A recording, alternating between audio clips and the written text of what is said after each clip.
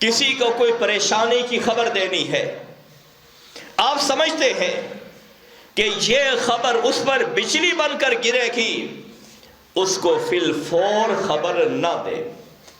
مثال کے طور پر اعوذ باللہ من الشیطان الرجیم بسم اللہ الرحمن الرحیم یا ایہا الذین آمنوا قوا انفسکم واہلیکم نارا وقودها الناس والحجارة۔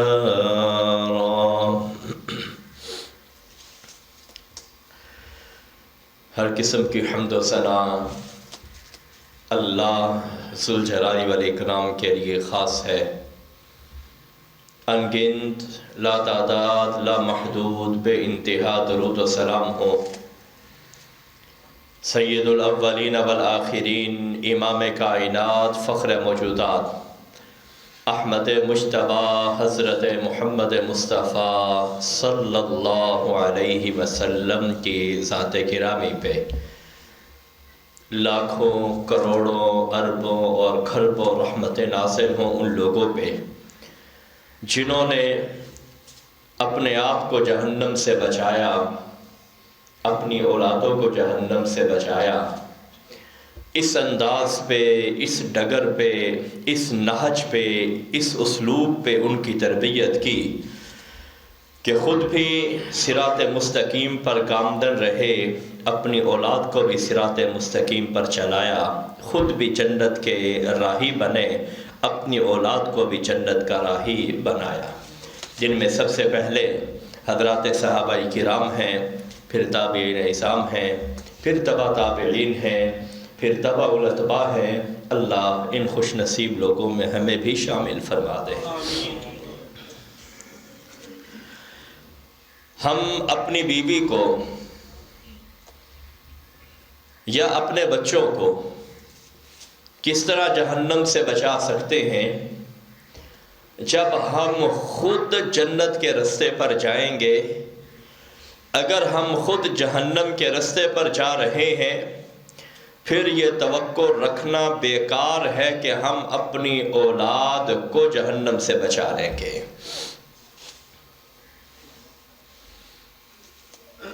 حضرات صحابہ کرام رضوان اللہ علیہم اجمعین، یہ وہ صحابہ ہیں جن کا پورا گھرانہ جنتی ہے۔ باپ بھی اسی راستے پر چل رہا ہے، بیٹا بھی اسی راستے پر چل رہا ہے، ماں بھی اسی راستے پر چل رہی ہے، خالہ بھی اسی راستے پر چل رہی ہے، چچا بھی اسی راستے پر چل رہا ہے۔ جو اللہ والوں کا راستہ ہے، اور یہ خاندان سیدہ ام سلیم رضی اللہ تعالی عنہا کا خاندان ہے۔ یہ خاندان حضرت ابو طلحہ انصاری رضی اللہ تعالی عنہ کا خاندان ہے۔ یہ خاندان حضرت انس بن مالک خادم رسول رضی اللہ تعالی عنہ کا خاندان ہے۔ میں نے عرض کیا کہ بچے جس قدر تربیت ماں سے لیتے ہیں، باپ سے ان کو تربیت کا وہ حصہ نہیں ملتا۔ ماں بچے کے ساتھ 24 گھنٹے کے لیے ہوتی ہے، لیکن ظاہر بات ہے باپ نے باہر کے کام کاج کرنے ہیں، مصروفیت ہے، ملازمت ہے، نوکری ہے، مزدوری ہے، یا کوئی بھی مصروفیت ہے۔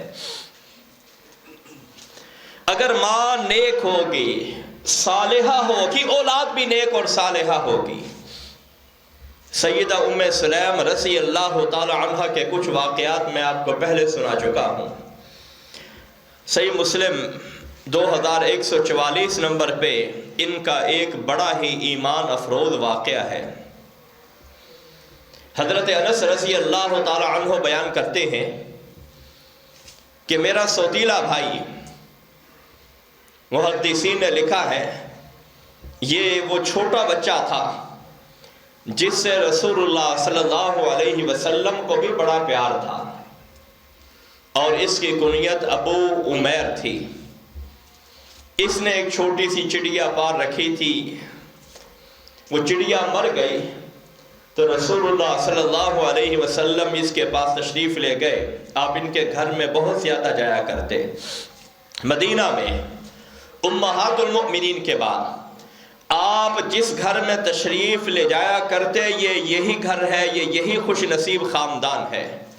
آپ نے کہا یا ابا عمیر ما فعل النغیر، ابو عمیر تمہاری چڑیا نے تم سے بے وفائی کر دی نا، مر گئی نا، بڑا غم زدہ۔ تو حضرت ابو طلحہ انصاری رضی اللہ تعالی عنہ کا یہ بیٹا فوت ہوا، اور جب فوت ہوا حضرت ابو طلحہ انصاری رضی اللہ تعالی عنہ گھر میں موجود نہیں ہے۔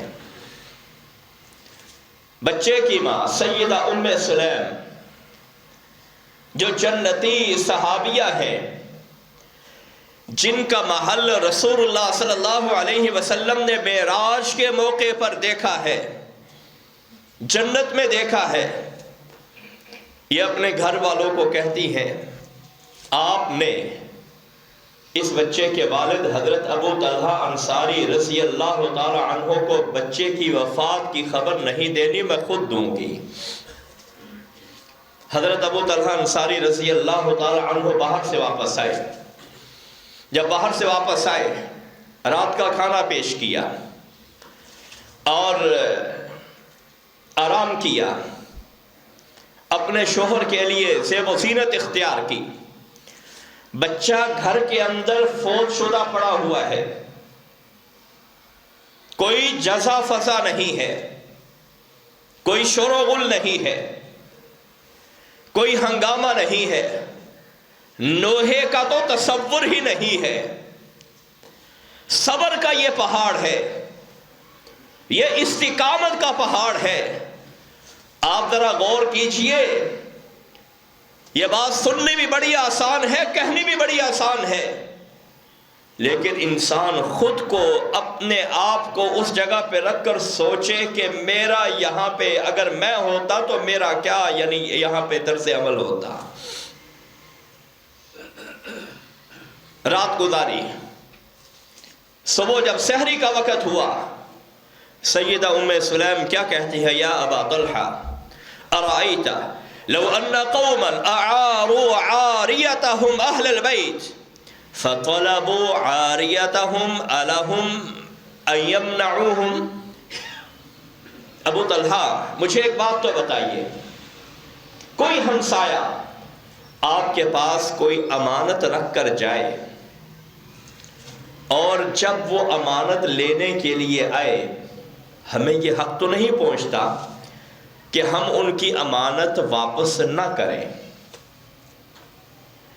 حضرت ابو طلحہ انصاری رضی اللہ تعالی عنہ کہنے لگے ہاں بالکل ٹھیک بات ہے، جس نے آپ کے پاس امانت رکھی ہے اس نے لینی ہے اور ہمیں بھی واپس کرنی ہے۔ تو کیا کہتی ہے، پوری رات گزری ہے،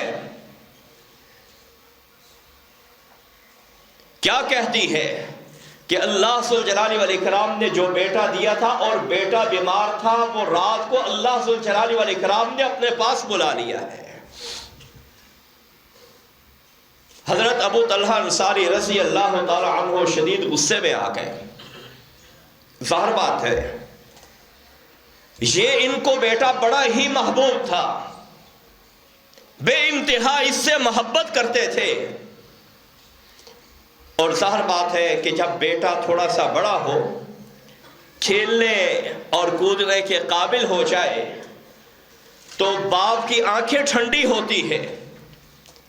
اور اللہ ذوالجلال والاکرام نے حضرت اسماعیل علیہ السلام کی قربانی کے اندر اس چیز کو بھی ذکر کیا، فَلَمَّا بَلَغَ مَعَهُ السَّعْيَ، کہ جب یہ بچہ بھاگنے کے قابل ہوا، دوڑ دھوپ کے قابل ہوا، ہم نے کہا ابراہیم اب اس کی قربانی کا وقت ہے، اس کو ذبح کرو۔ پہلے نہیں کہا۔ تو یہ اس عمر کا بچہ تھا۔ حضرت ابو طلحہ انصاری رضی اللہ تعالی عنہ شدید ناراض ہوئے، اور یہاں ایک آپ بات بھی سیکھیے، کسی کو کوئی پریشانی کی خبر دینی ہے، آپ سمجھتے ہیں کہ یہ خبر اس پر بجلی بن کر گرے گی، اس کو فی الفور خبر نہ دے۔ مثال کے طور پر خدا نہ خواستہ کوئی وفات ہو گئی، حادثہ ہوا، ایکسیڈنٹ ہوا، وفات ہو گئی، اب آپ نے کسی کو بلانا ہے، اب جلدی پہنچیے، یہ نہ کہیے کہ فوت ہو چکا ہے، بلکہ کہیے اس کا ایکسیڈنٹ ہوا ہے، 5-10 منٹ بعد پھر اس کو بتلائیے ان کی حالت بڑی سیریس ہے۔ یہ اسلامی ادب ہے، یہ اسلامی اخلاق ہے۔ اور جب وہ ہسپتال پہنچے اس کے قریب بتائیے کہ وہ تو فوت ہو چکا ہے۔ یہ اس لیے میں کہہ رہا ہوں کہ بعض لوگ اپنے یا جو متاثر آدمی ہوتا ہے جس کا ایکسیڈنٹ ہوا یا فوت ہوا یا کوئی بھی ایسا معاملہ ہوا، اس کو جو خبر دیتے ہیں وہ فی الفور خبر دیتے ہیں، جس کی وجہ سے دوسرے بندے کی زندگی کو بھی خطرہ لاحق ہو سکتا ہے۔ یہاں بھی انہوں نے فی الفور نہیں بتایا، ایک مثال دی ہے کہ اگر ہمسائے امانت رکھ کر جائیں، کیا انہیں یہ حق پہنچتا ہے نا اپنی امانت لے کر جائیں؟ کہنے لگے جی بالکل، ہمیں تو کوئی حق نہیں پہنچتا نا کہ کسی کی امانت ہو وہ ہم اپنے پاس رکھ لیں۔ کہنے لگے جی بالکل۔ کہنے لگے کہ جو اللہ ذوالجلال والاکرام نے بیٹے کی شکل میں ہمیں امانت دی تھی، وہ اللہ ذوالجلال والاکرام نے اپنی چیز واپس لے لی ہے۔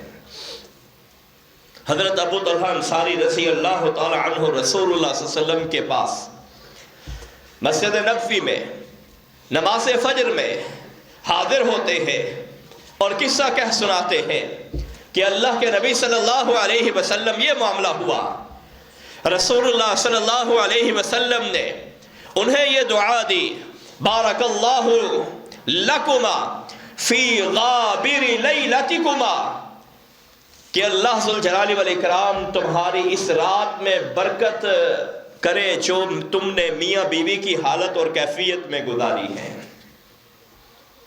رسول اللہ صلی اللہ علیہ وسلم کی دعا کا اثر تھا، اللہ ذوالجلال والاکرام نے اسی رات کے نتیجے میں اولاد کی امید لگا دی، یعنی ایک بیٹا لیا اور اللہ ذوالجلال والاکرام نے دوسرے بیٹے کی امید لگا دی، اور صرف اسی پر بس رہی ہے۔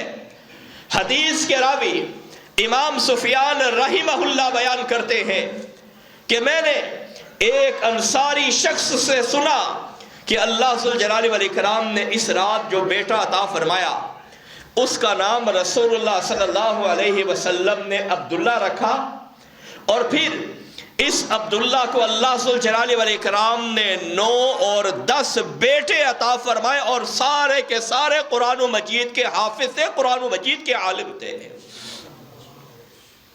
یہ رسول اللہ صلی اللہ علیہ وسلم کی دعا کی برکت تھی کہ جس رات وہ بیٹا فوت ہوا اللہ ذوالجلال والاکرام نے اور بیٹا دیا، اور پھر اس بیٹے سے اللہ ذوالجلال والاکرام نے 9-10 دین کے علماء وہ پیدا فرما دیے۔ رسول اللہ صلی اللہ علیہ وسلم نے یہ دعا کی۔ سیدہ ام سلیم رضی اللہ تعالی عنہ امید سے ہوئی، رسول اللہ صلی اللہ علیہ وسلم نے جہاد کا اعلان کیا، یہ ام سلیم اور حضرت ابو طلحہ رضی اللہ تعالی عنہما اسی کیفیت میں رسول اللہ صلی اللہ علیہ وسلم کے ساتھ نکل کھڑے ہوئے۔ آپ جب واپس پلٹے مدینے کے قریب پہنچے، سیدہ ام سلیم رضی اللہ تعالی عنہ کو تکلیف ہوئی، اور رسول اللہ صلی اللہ علیہ وسلم کا یہ معمول مبارک تھا کہ جب آپ سفر سے باہر سے تشریف لاتے، رات کے وقت آپ مدینہ طیبہ میں داخل نہیں ہوتے تھے، آپ صبح کے وقت آیا کرتے تھے۔ اس دن یہی معاملہ ہوا، آپ صلی اللہ علیہ وسلم نے رات کو پڑاؤ کیا، سیدہ ام سلیم رضی اللہ تعالی عنہ کو تکلیف شروع ہوئی، اب ان کو اسی جگہ پر رکنا پڑا۔ حضرت ابو طلحہ انصاری رضی اللہ تعالی عنہ نے دیکھا کہ پورا لشکر رسول اللہ صلی اللہ علیہ وسلم کی قیادت میں مدینہ منورہ واپس پلٹ رہا ہے، اور ہم ایک مجبوری کی وجہ سے اسی جگہ پر ٹھہرے ہوئے ہیں۔ میں اپنی بیوی کی وجہ سے اس جگہ پر رکا ہوا ہوں۔ انہوں نے کیا کیا؟ دعا کی، انک لتعلم یا رب انہ یعجبنی ان اخرج مع رسولک اذا خرج وادخل معه اذا دخل۔ اللہ تو میرا رب ہے، میرا پالنہار ہے، میرا پروردگار ہے، تو ہی متصرف الامور ہے۔ اللہ سبھی کچھ تو کرنے والا ہے۔ تو بخوبی جانتا ہے کہ ہم وہ ہیں، میں اور میری بیوی ہم وہ ہیں جو ہر وقت رسول اللہ صلی اللہ علیہ وسلم کے ساتھ رہنے والے ہیں۔ خاص طور پہ جب آپ مدینہ طیبہ میں داخل ہوتے ہیں، ہم رسول اللہ صلی اللہ علیہ وسلم کے ساتھ مدینے میں داخل ہوتے ہیں۔ جب آپ نے کسی غزوہ کے لیے جانا ہے، کسی جہاد کے لیے جانا ہے، یا حج یا عمرے کے لیے یا کسی بھی سفر کے لیے جانا ہے، اے اللہ ہم رسول اللہ صلی اللہ علیہ وسلم کے ساتھ ہی جاتے ہیں۔ تو جانتا ہے ہماری یہ پریشانی ہے، بیماری کی وجہ سے، درد کی وجہ سے ہم رسول اللہ صلی اللہ علیہ وسلم کے ساتھ نہیں جا رہے، ہماری دستگیری فرما۔ سیدہ ام سلیم رضی اللہ تعالی عنہا، انہوں نے اپنے شوہر نامدار کو دیکھا، پریشانی میں مبتلا ہے کہ یہ کیسے ممکن ہے رسول اللہ صلی اللہ علیہ وسلم مدینے میں داخل ہو جائیں اور ہم مدینے کے باہر رہیں۔ اپنے شوہر کو بلا کر کہنے لگی، انطلق، اے میرے شوہر، جو درد، جو جدائی آپ محسوس کر رہے ہیں، میں بھی اپنے دل کے اندر محسوس کر رہی ہوں۔ اصلاح کرتے ہیں، میری طبیعت اگرچہ خراب ہی کیوں نہیں، ہم مدینے میں چلتے ہیں۔ رسول اللہ صلی اللہ علیہ وسلم کے پیچھے یہ بھی مدینے میں آ پہنچے۔ رات کا وقت ہوا، اللہ ذوالجلال والاکرام نے بیٹا عطا فرمایا، جس کی بات ابھی میں بیان کر چکا ہوں۔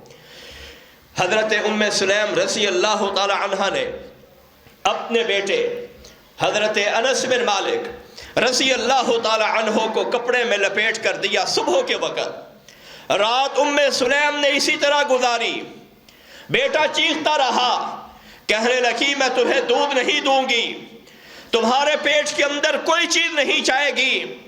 سب سے پہلے اگر کوئی چیز تمہارے پیٹ کے اندر جائے گی تو سید کائنات حضرت محمد رسول اللہ صلی اللہ علیہ وسلم کا لعاب مبارک جائے گا۔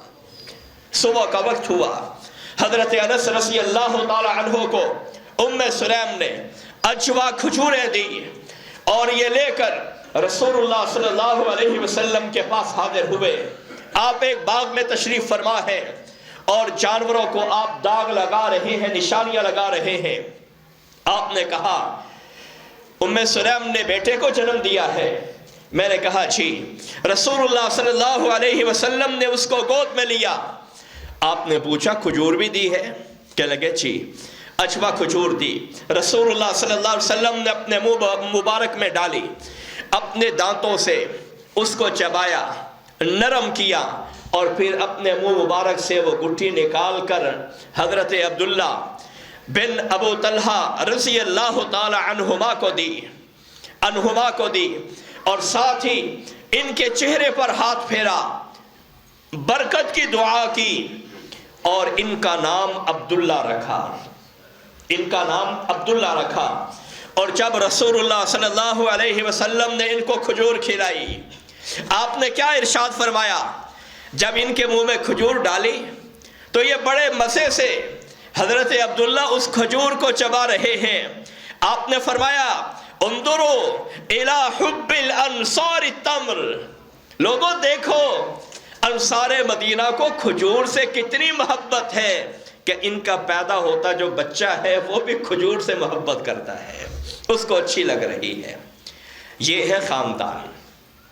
ماں جب رسول اللہ صلی اللہ علیہ وسلم سے جڑی، باپ جب رسول اللہ صلی اللہ علیہ وسلم سے جڑا، اللہ ذوالجلال والاکرام نے اتنی برکتیں عطا فرمائی۔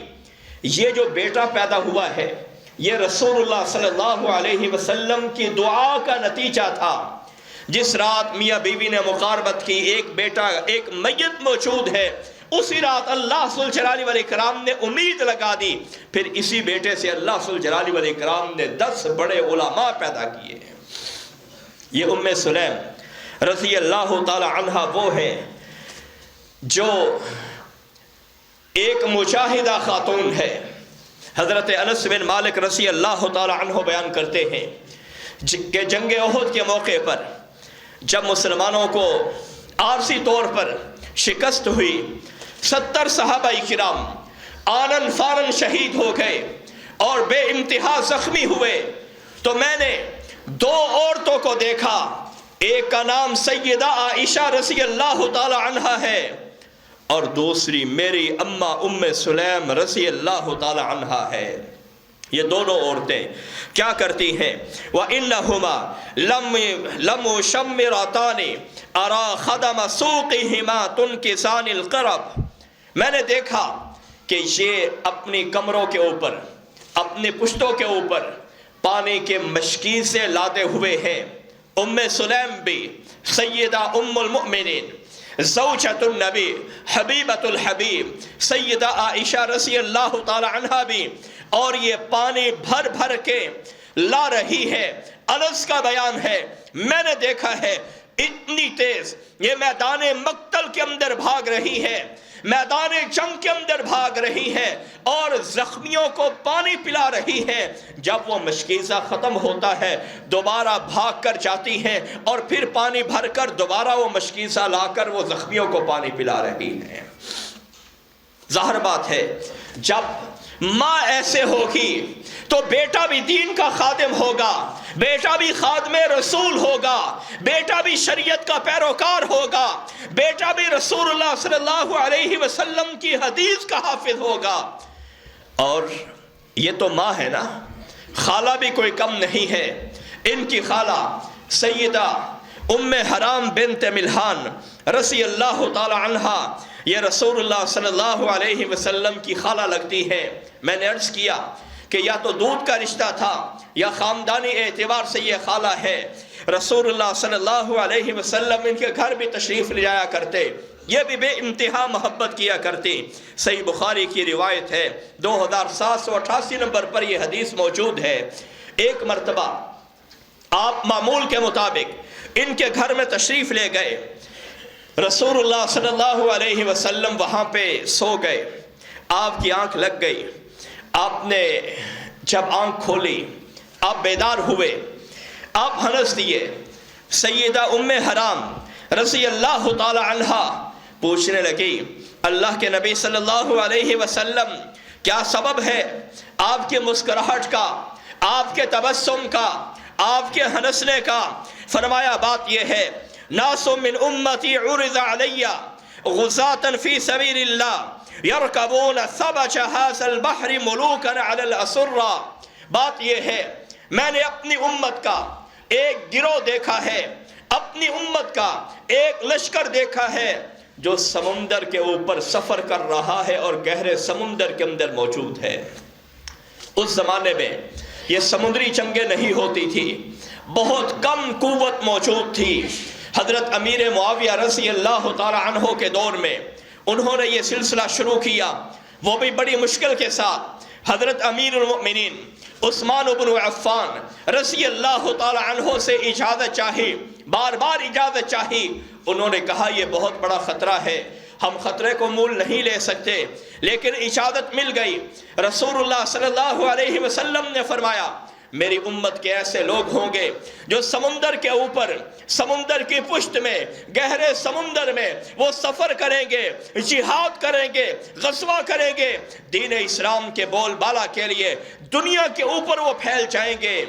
اور یہ ایسے لوگ ہوں گے اتنے پرسکون ہوں گے، فرمایا یہ وہ لوگ ہوں گے جو جنت کے جو تخت ہیں ان تختوں کے اوپر جو بادشاہ بنا کر بٹھائے جائیں گے، یہ وہ لوگ ہوں گے۔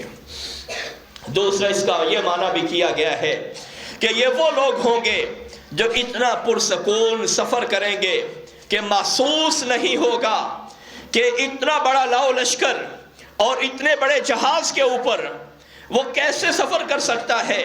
ظاہر بات ہے اس زمانے میں چھوٹی موٹی کشتیاں تھیں، وہ بھی گہرے پانی میں نہیں چلتی تھیں، یعنی چھوٹے پانی میں چلتی تھیں۔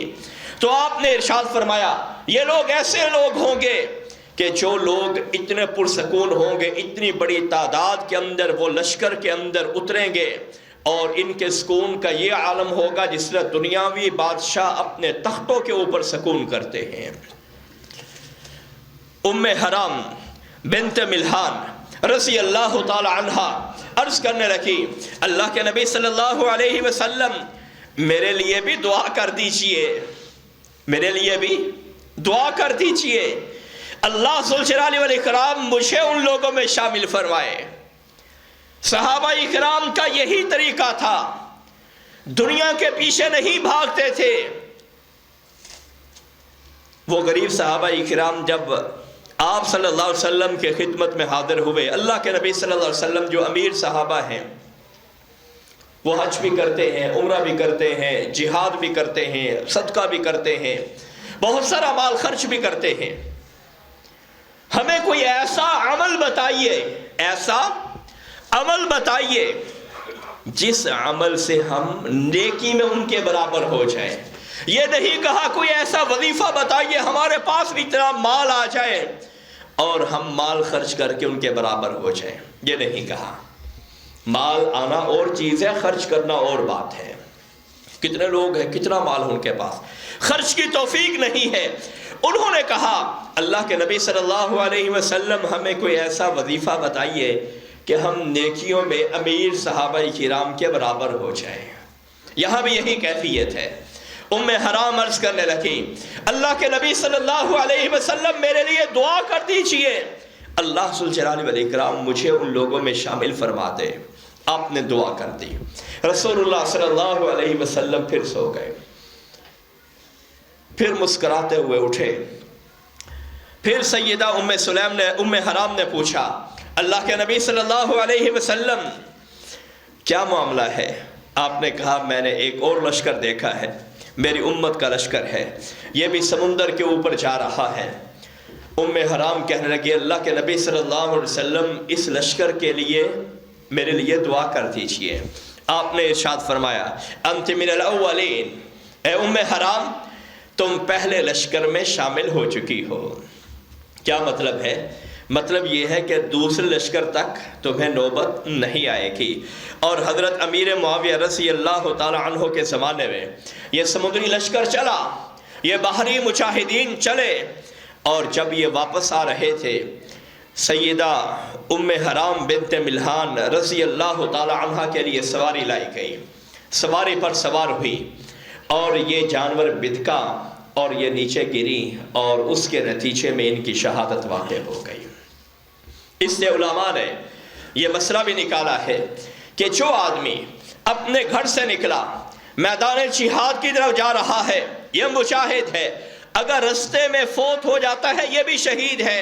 اسی طرح میدان جہاد سے اگر اپنے گھر واپس آ رہا ہے رستے میں فوت ہو جاتا ہے یہ بھی شہید ہے۔ اللہ ذوالجلال والاکرام ہم سب کو اپنی اولادوں کی ایسی ہی تربیت کرنے کی توفیق عطا فرمائے۔